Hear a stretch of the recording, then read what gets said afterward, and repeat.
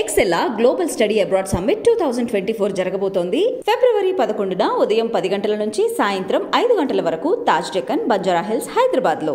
Rajahmundry Morampudi flyover గత ప్రభుత్వం నిర్లక్ష్యం వల్ల ఆలస్యం అయిపోయింది. మార్చికి ఫ్లైఓవర్ పూర్తి చేసేందుకు శరవేగంగా పనులను కూడా పూర్తి చేస్తూ ఉన్నాం.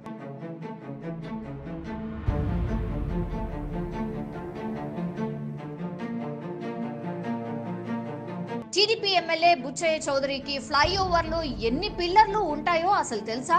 చంద్రబాబు, పవన్ కళ్యాణ్ వేసే ఎత్తుగడలన్నీ ప్రజలందరికీ అర్థమవుతున్నాయి.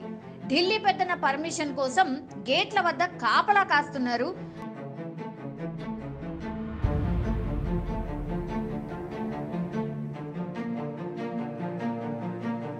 చంద్రబాబు ఒక నటోరియస్ అని కేంద్ర పెద్దలే అన్నారు.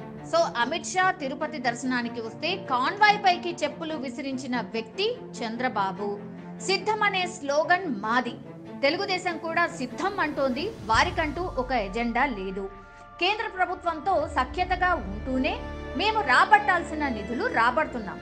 మళ్ళీ అధికారంలోకి రాగానే మేము పెట్టబోయే మొదటి ప్రత్యేక హోదా, పోలవరం, వెనుకబడిన వారికి ప్రత్యేక నిధులు. ముఖ్యమంత్రి కింద ఉన్న చంద్రబాబు నాయుడు గారు ఆ మాత్రం ఇంగిత జ్ఞానం లేదా అని అడుగుతా ఉన్నా. ఇది బ్లాక్ స్పాట్ కిందన తొలగించడం జరిగింది. ఏం చేస్తూ ఉన్నారు తెలుగుదేశం పార్టీ నాయకులు? గాడిదలు కాస్తున్నారా అని అడుగుతా ఉన్నా. 2014 నుంచి 19 దాకా ఎన్డీఏ ప్రభుత్వంలో భాగస్వాముల కింద ఉన్న తెలుగుదేశం వాళ్ళ పార్టీ ఎమ్మెల్యేలు, ఎంపీలు ఏం చేస్తూ ఉన్నారు? ఈ 9 సంవత్సరాల కాలంలో ఎంతమంది చనిపోయారు? దానికి కారకులు వీళ్ళు కాదా అని అడుగుతూ ఉన్నారు. వీళ్ళపైన ఛార్జ్ షీట్ తీయాలి, వీళ్ళపైన కేసులు కట్టాలి.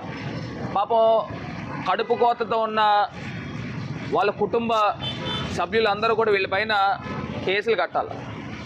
ఇంత నిర్లక్ష్యం, వీళ్ళ నిర్లక్ష్యం కారణంగానే ఈ యొక్క ఫ్లైఓవర్ క్యాన్సిల్ అవ్వడం జరిగింది. ఆ క్యాన్సిల్ అయ్యి అటు దివాన్ చెరువు దగ్గర నుంచి విజయవాడ వెళ్ళేదానికి బైపాస్ రోడ్డు వచ్చింది కాబట్టి ఇటు మోరంపూడి పైకి ట్రాఫిక్ రాదని వాళ్ళు క్యాన్సిల్ చేసుకుని పోయారు. దాన్ని మనం వచ్చిన తర్వాత బ్లాక్ స్పాట్లు ఎందుకు తొలగించారు అని బ్లాక్ స్పాట్ రీఇనిషియేట్ చేయడం జరిగింది. అదొకటే కాకుండా లాలా చెరువు, దివాన్ చెరువు, మోరంపూడి, బొమ్మూరు, ఫ్యూచర్ కిడ్స్, వేమగిరి, ఇన్ని ఫ్లైఓవర్లు శాంక్షన్లు తీసుకొస్తూ ఉన్నాం.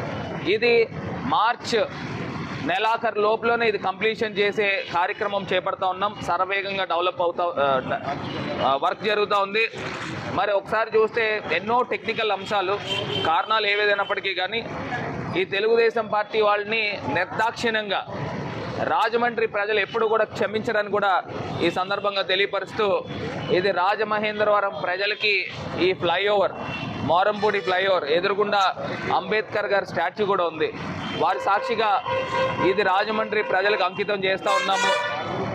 మొత్తం మీద ఇది బుచ్చయ్య చౌదరి గారు లేకపోతే వాళ్ళ పచ్చపత్రికలు కుళ్ళు రాతలు రాస్తూ ఉన్నారు. 36 స్తంభాలు, 46 స్తంభాలు చెప్తా ఉన్నారు. అసలు వాళ్ళకి డిజైన్ తెలుసా, పాడు తెలుసా, ఏం తెలుసు వీళ్ళకి? ఏం తెలీదు. వాళ్ళు ఏదో అనుకుంటున్నారు, దానికి తగ్గట్టు మేము రాసుకోవాలంట, మేము చెప్పేయాలంట. ఆయన కనీసం నేను మొన్న కూడా చెప్పా, మీరు చెప్పేది పచ్చి అబద్ధాలు ఆడుతున్నారు. ఒకవేళ నేనే తప్పు చెప్తే నేను బహిరంగ క్షమాపణ చెప్తా, లేకపోతే మీరు క్షమాపణ చెప్పమని కూడా అన్నట్ల బుచ్చయ్య చౌదరి గారిని తప్పు ఒప్పుకోండి అని చెప్తా ఉన్నారు. దానికి మరి మీడియా మిత్రులు మీరు ఆయన్ని ప్రశ్నించారు లేదో నాకేం తెలీదు. ఒకసారి ప్రశ్నించండి. 6 సార్లు ఎమ్మెల్యే చేసిన వ్యక్తిని ఒకసారి ప్రశ్నించండి. ఇది కాకుండా మోరంపూడి ఫ్లైఓవర్ అయితే త్వరలో కంప్లీట్ చేస్తూ ఉన్నాము, ప్రజలకు అంకితం చేస్తూ ఉన్నాము. రెండో అంశము, ఆంధ్రప్రదేశ్ రాష్ట్రంలో అసెంబ్లీ, మరి ఇవాళ ఆంధ్రప్రదేశ్ ప్రభుత్వం ప్రవేశపెట్టిన సంక్షేమం కానీ అభివృద్ధి కానీ గత పాలకులు చేయలేని అన్నీ కూడా ఇక్కడ ఆంధ్రప్రదేశ్లో అందించడం జరిగింది. అగ్రిగోల్డ్ బాధితులతో సైతము కొంత సాయము సుమారుగా 800 కోట్ల రూపాయలు వారికి కూడా అందిస్తూ ఉన్నారు. ఇది కాకుండా వాహన్ మిత్ర కానీ, డ్వాక్రా మాఫీ ఆసరా కానీ, చేయూత కానీ, ఇవన్నీ కూడా ప్రజలకు ఇచ్చిన మాటలన్నీ కూడా నిలబెట్టుకుంటూ ముందుకు వెళ్తున్నాము. ఫిషింగ్ హార్బర్స్, ఇవాళ పోర్టులు చూస్తే బందర్ పోర్ట్ అయితే కానివ్వండి, కాకినాడ పోర్ట్ అయితే కానివ్వండి, రామాయపట్నం పోర్ట్ అయితే కానివ్వండి, ఇవన్నీ కూడా నిర్మాణం జరుగుతూ ఉన్నాయి. రేపు ఇండస్ట్రియల్ కారిడార్ కూడా అటు విశాఖపట్నం నుంచి అటు చెన్నై దాకా దానిపైన కూడా పూర్తి స్థాయిగా దృష్టి సారించి ఇండస్ట్రీస్ పైన హెవీ ఫోకస్ ఆంధ్రప్రదేశ్ ప్రభుత్వం రానున్న రోజుల్లో చేయబోతుందని కూడా ఈ సందర్భంగా తెలియపరుస్తున్నాను. మూడో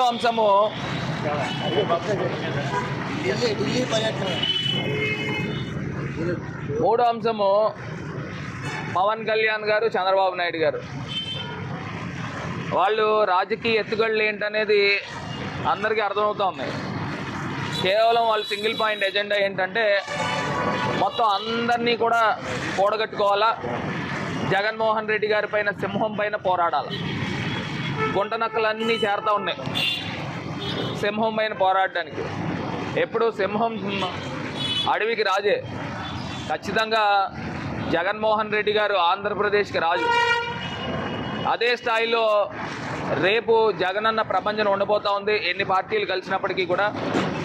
మరి ఇవాళ చంద్రబాబు నాయుడు గారు, పవన్ కళ్యాణ్ గారు వీళ్ళందరూ కూడా ఢిల్లీ వెళ్తున్నారని చెప్పి వార్తలు వస్తూ ఉన్నాయి.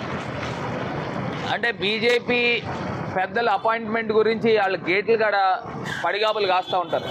వీళ్ళకి అలవాటే, పెద్దగా ఏం చెప్పక్కర్లా. ఎప్పుడు అపాయింట్మెంట్ ఇస్తారా? ఆయన చంద్రబాబు నాయుడు గారు గతంలో చెప్పేవాడు, నేను 27 సార్లు ఢిల్లీ వెళ్ళాను, నాకు ఒక్కసారి కూడా అపాయింట్మెంట్ ఇవ్వలేదని చెప్పి ఏడుస్తూ చెప్పాడు. ఈసారి కూడా అదే టైప్లో ఉంటుందని మేము కూడా అనుకుంటాం. ఎప్పుడు ఢిల్లీ వెళ్ళినా కూడా వీళ్ళని పెద్ద లైట్గా తీసుకుంటారు. సరే, వాళ్ళు నాకు తెలిసి బీజేపీ ప్రభుత్వం, బీజేపీ పార్టీ వీళ్ళతో పొత్తుల్లోకి వెళ్తారని నేనైతే అనుకోవట్లా. ఎందుకంటే చంద్రబాబు నాయుడు అంత నటోరియస్, వాళ్ళే చెప్పారు, అంత డర్టీయెస్ట్ పొలిటీషియన్ అని చెప్పిన మాటలు వాళ్ళే. అమిత్ షా గారు తిరుపతి వస్తే సాక్షాత్తు కలియుగగా వైకుంఠుని దర్శించుకోవడానికి వస్తే ఆయన పైన కాన్వాయ్ పైన చెప్పులు ఇసిరిపించాడు.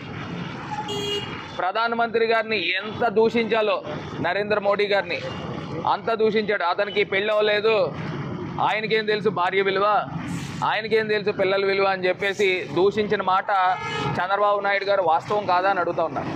ఇలాంటి పొలిటీషియన్ని నాకు తెలిసి వాళ్ళు ఎంకరేజ్ చేస్తారని అనుకోవట్లే. కొన్ని రాజకీయాల్లో ఏవైనా జరగచ్చు. ఏదేమైనప్పటికీ మరి వాళ్ళ పార్టీ ఎమ్మెల్యేలు, తెలుగుదేశం పార్టీ ఎమ్మెల్యేలు కానీ జనసేన నాయకులు కానీ వాళ్ళే ప్రకటించుకుంటున్నారు, నేనే ఇక్కడ పోటీ చేస్తున్నానని తెలుగుదేశం ఎమ్మెల్యే చెప్తాడు.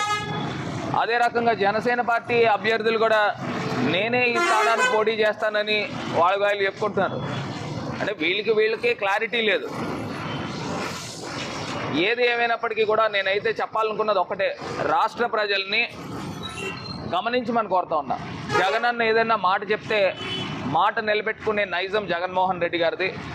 చంద్రబాబు నాయుడు గారు, పవన్ కళ్యాణ్ గారు, లేకపోతే ఎన్ని తోక పార్టీలు వచ్చినప్పటికీ కూడా వాళ్ళు రాజకీయ స్వప్రయోజనాల గురించి ఎన్ని తప్పటడుగులైనా వేస్తారు, ఎంత నీచానికైనా దిగజారిపోతారు అనేది ప్రజలను గమనించమని కోరుతాం.